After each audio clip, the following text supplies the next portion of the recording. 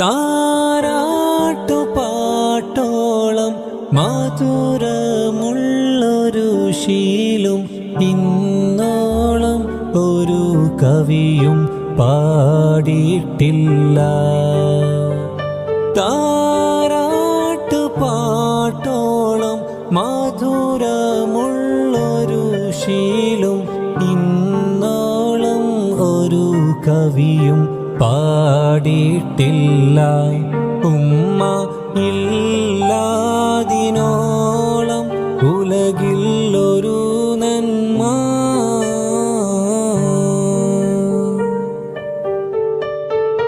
കനിവിൻ്റെ കടലായ എഴുതിയാൽ തീരാത്ത ദുനിയാവിലെ സുബർഗമാണെൻ്റെ